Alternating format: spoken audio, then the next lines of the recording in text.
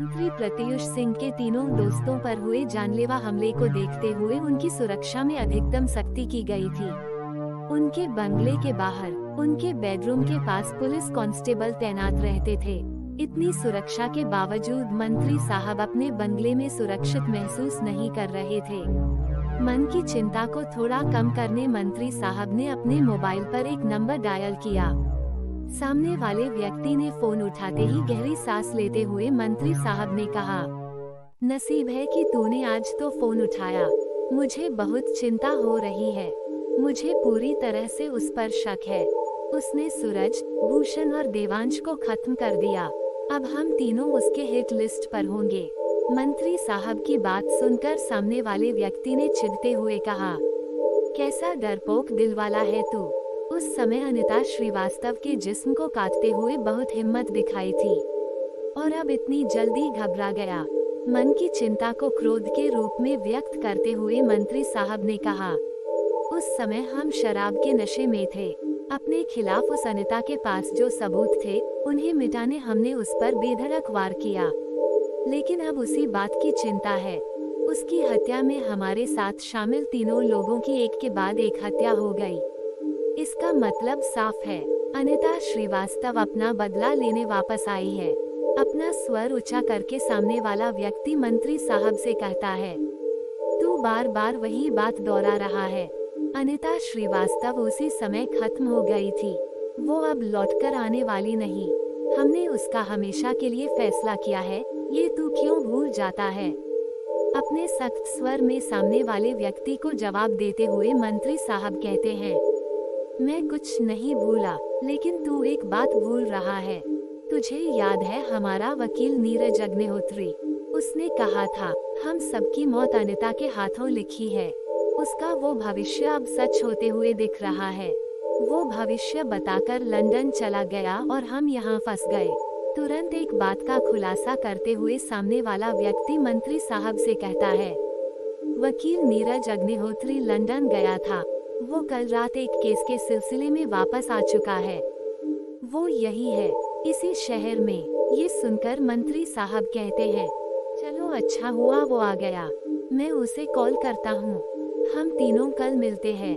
इन हत्याओं के पीछे जो भी है, अनिता या फिर कोई और, उसका पर्दाफाश करेंगे। मंत्री साहब की बात से सहमति दर्शाते हुए वह व्यक्ति कहता है, हाँ बिल्कुल, इस मामले को हम यही खत्म कर देंगे। हम कल मिलते हैं। इतना बोलकर उस अज्ञात व्यक्ति ने फोन काट दिया। फोन पर बातचीत होने के बाद मंत्री साहब अपनी बालकनी की ओर बढ़ने लगे। वो कुछ कदम आगे बढ़े ही होंगे कि उन्हें कुछ अजीब सा महसूस हुआ। कोई उनके कदमों के साथ मुकाबला करता हुआ उनके साथ चल रहा है। कोई उनके बिल्कुल पास खड़ा है, ऐसा उन्हें महसूस हो रहा था। उन्होंने चारों ओर पलटकर देखा, लेकिन उनके अलावा वहां और कोई नहीं था। मंत्री साहब चौंक गए। इतने में किसी ने उनके पीछे खड़े होने का आभास कराया। मंत्री साहब ने तुरंत पीछे पलटकर देखा, लेकिन पीछे कोई नहीं था। इस अजीबोगरीब घटना ने मंत्री साहब के होश उड़ा दिए। अचानक मंत्री साहब को पीछे धकेल दिया गया। किसी ने उन्हें जोरदार धक्का देकर पीछे धकेल दिया और ये मंत्री साहब को स्पष्ट रूप से महसूस हुआ। पीछे सोफा होने के कारण मंत्री साहब उस पर गिर गए और किसी प्रकार की चोट लगने से बच गए, लेकिन सचमुच में वह बच नहीं पाए थे। ये तो बस शुरुआत थी मंत्री साहब की मौत उनके निकट आने की। मंत्री साहब के दर से पसीना बहने लगा। घबराई हुई अवस्था में उन्होंने अपने कुर्ते की जेब से रुमाल निकालकर पसीना पोंछना शुरू किया। इतने में पीछे से एक स्वर मंत्री साहब के कानों में पड़ी। मंत्री साहब ने उस स्वर पर ध्यान दिया। धीरे धीरे बढ़ती हुई वह आवाज स्पष्ट रूप से उनके कानों तक पहुंच गई। वह एक महिला के गाने की सरगम का स्वर था। कानों पर पड़ने वाले वह शब्द मंत्री साहब को कहीं सुने हुए लग रहे थे। वह शब्द थे, सबसे अलग है, सबसे जुदा है, अपनी ये प्रेम कहानी, तेरी यादें, तेरी बातें है इस प्यार की निशानी। जी रही हूँ प्यार में तेरे, हूँ मैं तेरी दीवानी, मर के भी मुझे दुनिया से अलग ये प्रीत है तेरी निभानी। ये शब्द सुनते ही धीरे धीरे मंत्री साहब को कुछ याद आया और उन्होंने तुरंत पीछे पलट कर देखा। देखते ही दिल की धड़कन अब बंद हो जाएगी, ऐसा मंत्री साहब को लगा।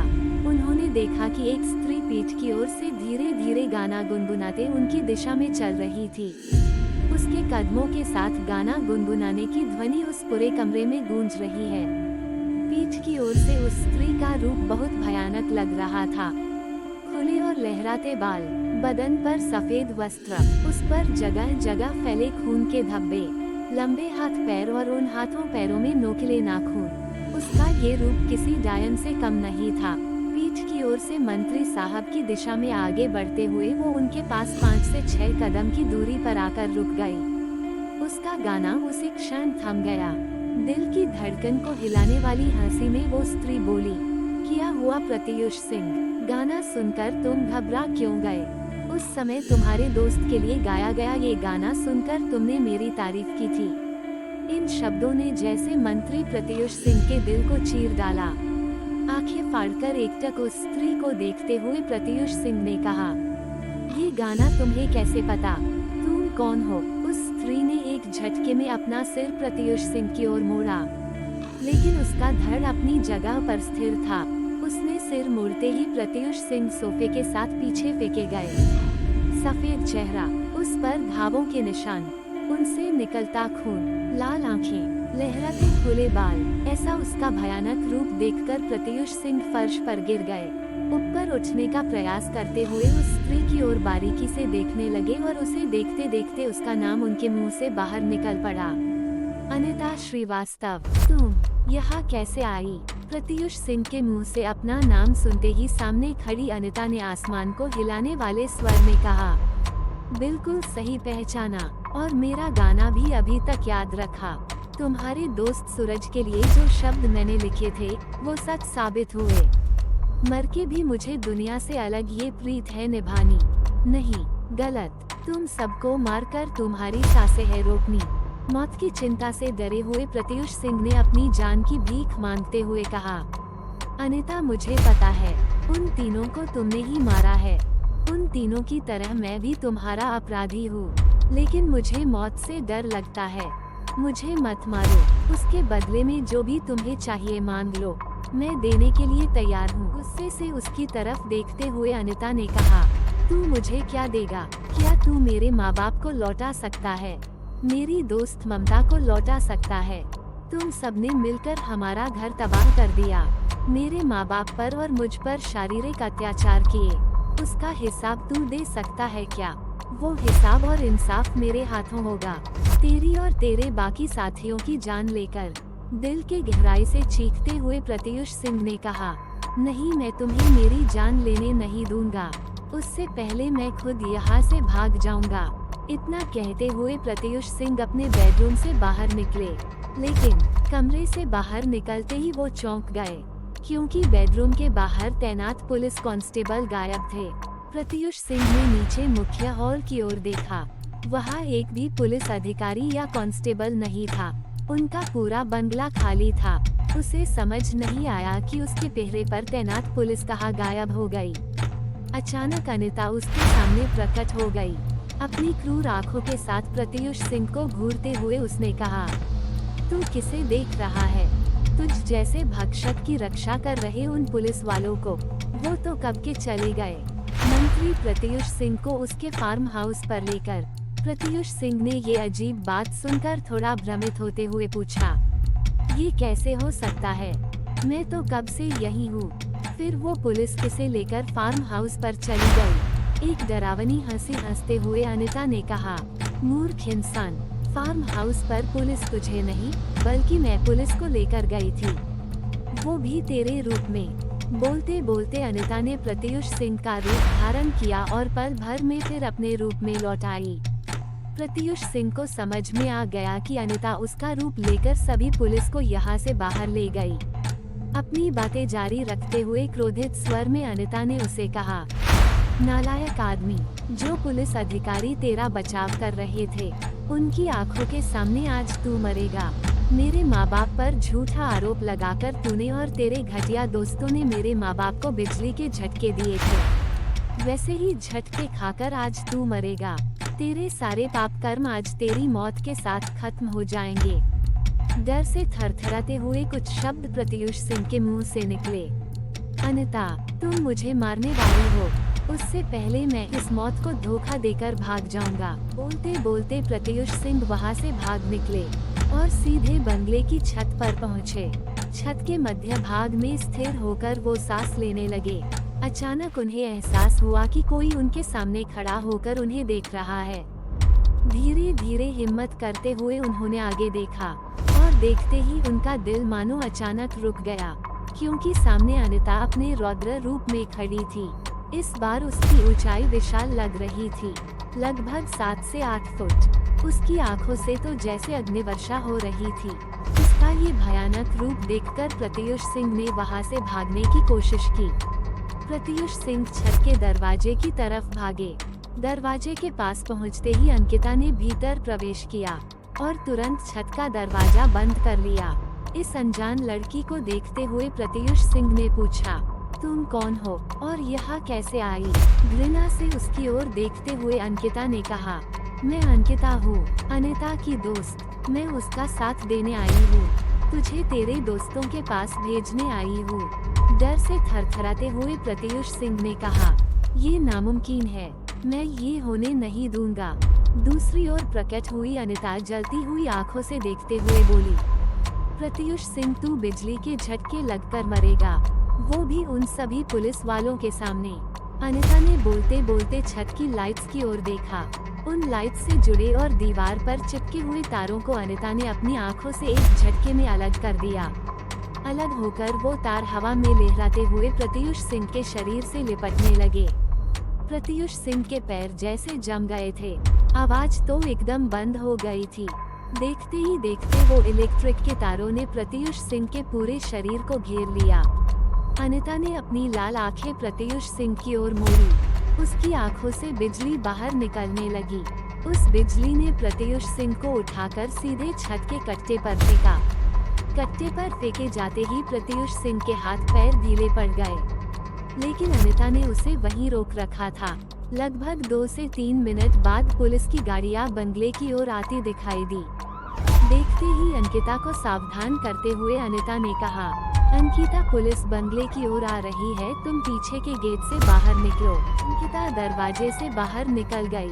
सीढ़ियों से नीचे उतरकर बंगले के पिछले गेट से वो बाहर निकली। उसी वक्त पुलिस की गाड़ियां बंगले के अंदर दाखिल हो गई। गाड़ियां अंदर आते ही अनिता ने एक जोरदार धक्का देकर प्रत्युष सिंह को छत से नीचे धकेल दिया। शरीर पर लिपटे हुए तारों की वजह से प्रत्युष सिंह उन तारों से नीचे लटक रहे थे। ये भयंकर दृश्य देखकर पुलिस अधिकारी और सभी कांस्टेबल गाड़ियों से बाहर निकले। उन्हें देखकर प्रत्युष सिंह आक्रोश करते हुए चिल्लाने लगे, मुझे बचाओ, मुझे बचाओ, वो मुझे मार देगी, मुझे बचाओ। पुलिस अधिकारी कुछ कांस्टेबल के साथ नीचे रुक गए और अपने जूनियर पुलिस अधिकारी के साथ कुछ कांस्टेबल्स को उन्होंने छत पर भेज दिया। वो सभी छत पर पहुंच चुके थे। तभी अनिता ने प्रत्युष सिंह के शरीर को घेरने वाले तारों की ओर आग भरी नजरों से देखा। जैसे ही उसने देखा, उसमें से एक भारी विस्फोटक पदार्थ बाहर आया।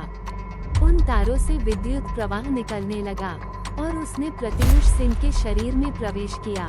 कई सारे वॉल्स के तीव्र झटकों से आखिरकार प्रत्युष सिंह की मौत हो गई। प्रत्युष सिंह का मृत शरीर हवा में झूल रहा था। अपना सारा क्रोध बाहर निकालते हुए अनिता ने लात मारकर उस मृत शरीर को नीचे फेंक दिया। वो एक अतृप्त आत्मा थी, इसलिए वहां मौजूद पुलिस वालों में से किसी को भी वो दिखाई नहीं दी। इस प्रकार मंत्री प्रत्युष सिंह का अंत करके अनिता ने अपने एक और अपराधी को नर्क में भेज दिया। अनिता से ये सारा घटनाक्रम सुनकर अंकिता ने अपनी प्रतिक्रिया देते हुए कहा, इन सबके बाकी 2 साथी यानी वकील नीरज अग्निहोत्री और दूसरा जो कोई है, वो दोनों यही है इसी शहर में। तो फिर नीरज अग्निहोत्री के अलावा इनका छठा साथी कौन है? अपने मन में दबे आक्रोश को व्यक्त करते हुए अनिता ने कहा, उस छठे साथी का नाम तुम्हें आज रात ही पता चलेगा। नीरज अग्निहोत्री को खत्म करने के बाद आज रात ही हम नीरज अग्निहोत्री को मौत के घाट उतार देंगे। अनिता के शब्दों के सामने अंकिता कुछ नहीं कह सकी। वो एक ही बात के बारे में सोच रही थी। उन चारों को मारने के बाद नीरज अग्निहोत्री का अंत कैसे होगा? कौन है उन सब का छठा साथी और अनिता का आखिरी गुनहगार? पता चलेगा आने वाले एपिसोड्स में। सुनते रहिए ख्वाफ, एक अनकही दास्तान।